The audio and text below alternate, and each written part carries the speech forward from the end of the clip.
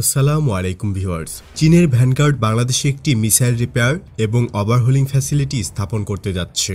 এসব ফ্যাসিলিটিতে বাংলাদেশ সশস্ত্র বাহিনীতে ব্যবহৃত মিসাইলের maintenance. Hello viewer, welcome back to another video. Viewer फिर से बहुत ही ज्यादा इंटरेस्टिंग और बहुत ही ज्यादा नॉलेजेबल वीडियो आप लोगों के लिए लाए हैं वीवर।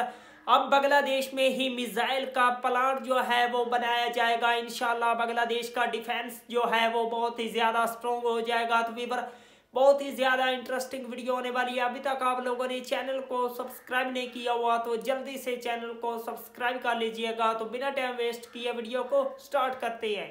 আসসালামু আলাইকুম ভিউয়ার্স। চীনের ভ্যানগার্ড বাংলাদেশে একটি মিসাইল রিপেয়ার এবং ওভারহোলিং ফ্যাসিলিটি স্থাপন করতে যাচ্ছে।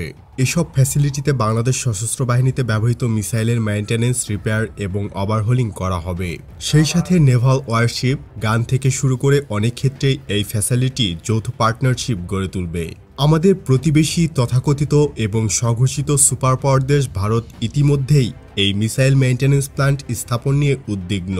এ নিয়ে নড়েচড়ে বসেছে ভারতের নীতি নির্ধারকরা। বাংলাদেশের নিজেদের কেন মিসাইল রিপেয়ার ফ্যাসিলিটি লাগবে, তা আবার চীনের সহযোগিতায়, তা নিয়ে উদ্বেগ প্রকাশ করেছে তারা এটাও দাবি করছে সাম্প্রতিক সময়ে চীনের থেকে Bangladesh frigate, tank, missile system সংগ্রহ করেছে, যেটি এই অঞ্চলের সিকিউরিটি ব্যালেন্সে প্রভাব ফেলছে, যা তাদেরকে উদ্বিগ্ন ও চিন্তিত করছে। ভারতের জওহরলাল নেহেরু বিশ্ববিদ্যালয়ের চাইনিজ স্টাডিজের প্রফেসর শ্রীকান্ত কোন্দাপল্লীর ভাষ্যমতে চীন এর মাধ্যমে সীমা লঙ্ঘন করছে। বাংলাদেশে চীনের এই ক্রমবর্ধমান উপস্থিতি ভারতকে চিন্তিত করে তুলেছে। উল্লেখ্য, ভারতের এরকম নাকি কান্না আজকে নতুন নয়। বিমান বাহিনী 1998 সালে রাশিয়া থেকে সে সময়কার সর্বাধুনিক ফাইটার মিগ-29 কেনার সময়ও বলেছিল বাংলাদেশের মতো দেশের এই বিমান কেনার কি দরকার। 2017 সালে সাবমেরিন ডেলিভারি পাওয়ার পরেও বলেছিল বাংলাদেশের মতো ছোট দেশের সাবমেরিন কি দরকার। এখন মিসাইল মেইনটেনেন্স প্ল্যান্ট স্থাপনেও তারা উদ্বিগ্ন, যা হাস্যকর এবং অযৌক্তিক। যাই হোক, প্রথম দিকে এসব ফ্যাসিলিটিতে বাংলাদেশ সশস্ত্র বাহিনীতে ব্যবহৃত FM-90 মিসাইলের মেইনটেনেন্স, রিপেয়ার এবং ওভারহোলিং করা হবে। বাংলাদেশ সশস্ত্র বাহিনীর short range air defence missile হিসেবে FM-90 সিরিজের মিসাইল ব্যবহার করে থাকে।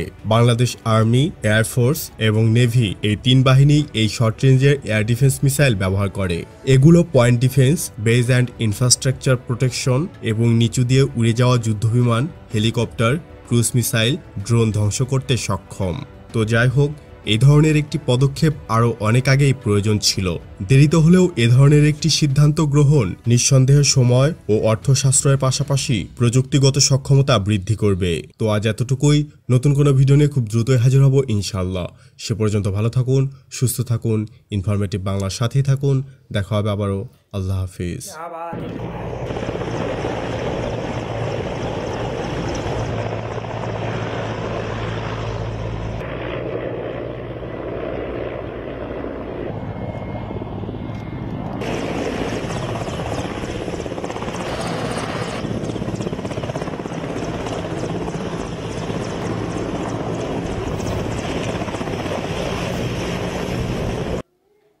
वाह, वंडरफुल वीवर, क्या शानदार किस्म की बांग्लादेश में ही मिसाइल प्लांट बनाया जाएगा और बांग्लादेश की आर्मी की ताकत को और ज्यादा बढ़ाया जाएगा। बांग्लादेश में ही मिसाइल प्लांट बनाना बांग्लादेश का एक बहुत बड़ा फैसला है और बांग्लादेश की मौजूदा जो गवर्नमेंट है इसको पूरा करेगी इंशाल्लाह। बांग्लादेश में मिसाइल दुनिया के पावरफुल किस्म के बनेंगे और दुनिया के जदीद तरीन मॉडर्न किस्म के जो फाइटर जेट है उनको भी इंशाल्लाह बांग्लादेश जो है वो बांग्लादेश में ही मेड करेगा और बांग्लादेश की आर्मी दुनिया को जवाब देगी और जो बांग्लादेश को नुकसान पहुंचाने की कोशिश करेगा तो उसको मुंह तोड़ जवाब दिया जाएगा। मिलते हैं आपसे नेक्स्ट वीडियो में इंशाल्लाह, तब तक के लिए अल्लाह हाफिज।